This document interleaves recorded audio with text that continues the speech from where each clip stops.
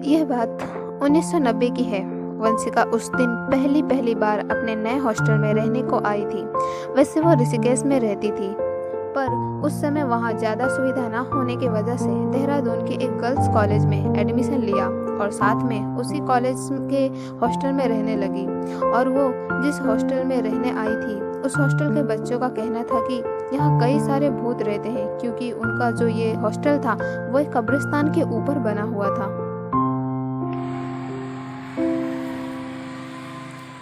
इस हॉस्टल को एक अंग्रेज ने बनवाया था।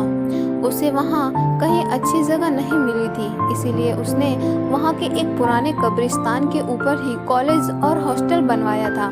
यह कॉलेज और हॉस्टल बस लड़कियों के लिए उस अंग्रेज ने बनवाया था, क्योंकि उस समय हमारे देश में लड़कियों को ज़्यादा शिक्षा नहीं मिलती थी। उस हॉस्टल में रह रहे बच्चों का ये भी कहना था कि इस हॉस्टल में कई सारी लड़कियों की मौत भी हो रखी है और इसी वजह से इस हॉस्टल के कई सारे कमरे बंद पड़े थे।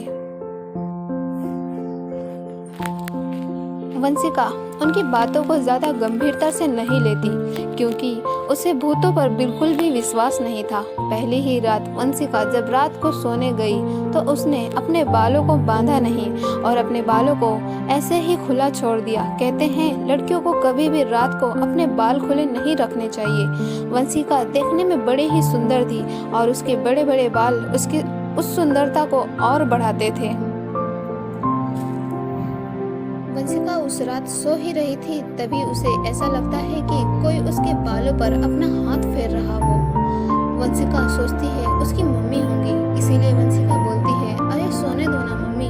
इतना ही बोलते था तभी उसे एकदम से याद आता कि वो तो हॉस्टल में थी, तो कौन है जो उसके बालों में अपना हाथ फेर रहा है। यही देखने के लिए वंशिका ने जैसे ही अपनी आंखें खोली तो उसके मुंह से चीख निकलने ही वाली थी, तभी उसके मुंह पर किसी ने हाथ रख दिया। जिसने वंशिका के मुंह पर हाथ रखा था उसने वंशिका से कहा, डरो मत, मैं तुम्हें कुछ नहीं करूंगा। अब मैं तुम्हारे मुंह से हाथ हटा रहा हूँ, पर चिल्लाना मत।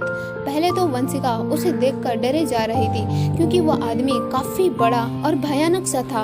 वंशिका फिर हिम्मत करते हुए उससे पूछती है, कौन हो तुम? वंशिका की बात का जवाब देते हुए वह आदमी बोलता है, मैं एक जिन हूँ। मैं यहीं से जा ही रहा था कि तभी मेरी नज़र तुम पर पड़ी और मैं तुम्हारे पास आ गया। पता नहीं जिनकी बातें सुनकर या जिनकी आंखों में देखकर वंशिका का डर भी खत्म होता गया था और बातें करते करते दोनों में दोस्ती भी हो गई थी। कहीं न कहीं वो जिन वंशिका को पसंद करने लगा था, इसीलिए वो रोज रात आता और वंशिका के बालों के साथ खेलने लगता। उसके आते ही वंशिका भी जग कर बैठ जाती और पूरी रात बातें करते रहती। वो जिन रोज रात को आता तो था, पर वंशिका के अलावा किसी और को नहीं दिखता था और वंशिका के साथ के रूममेट उसको पागल समझने लगे थे, क्योंकि वो सोचते थे कि वंशिका रात में अकेले अपने आप से ही बातें करती रहती है। ऐसा होते होते काफी समय हो गया था। अब वंशिका भी उस जिन को पसंद करने लगी थी, इसीलिए वो रोज रात होते ही उस जिन का इंतजार करने लगती और वो जिन आता, फिर वो दोनों रात भर बातें करते रहते। रोज रात को जगने की वजह से वंशिका सुबह सही समय पर उठ नहीं पाती थी और उसका कॉलेज भी रोज छूट जाता था। एक रात वंशिका सो रही थी, तभी वो जिन आकर उसके बालों के साथ खेलने लगता है। तभी वंशिका की एक रूममेट ने वंशिका के बालों को अपने आप हवा में उठते हुए देख लिया और उन सब ने अपना रूम चेंज कर लिया। अब सब हॉस्टल में वंशिका के साथ रहने में भी डरने लगे थे। एक दिन जब वंशिका के घर वाले वंशिका से मिलने आए तो सबने उसके घर वालों को सारी बात बता दी कि किस तरह वंशिका के बाल रोज रात में अपने आप उठने लगते थे और वो पता नहीं किससे पूरी रात बातें करती है।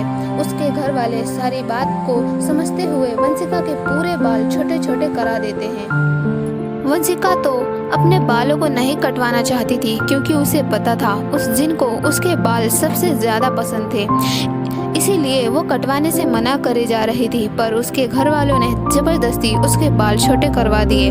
और जब रात हुई तो वो जिन रोज की तरह वंशिका से मिलने आया तो उसने देखा वंशिका ने अपने बाल कटवा दिए हैं। तो ये देखकर उस जिन को बड़ा ही गुस्सा आया और वंशिका को पूरी रात मारता रहा। उसके चीखने की आवाज पूरे हॉस्टल में गूंज रही थी, पर किसी के अंदर हिम्मत नहीं थी कि वो वंशिका के रूम में चले जाए। और सुबह हुई तो सबने उसके रूम में आकर देखा कि वंशिका पूरी तरह से घायल थी। उसके शरीर में कटे हुए के निशान थे, जैसे किसी ने उसके पूरे शरीर को ब्लेड से काटा हो। उस हादसे के बाद घर वाले वंशिका को अपने साथ ऋषिकेश वापस ले गए।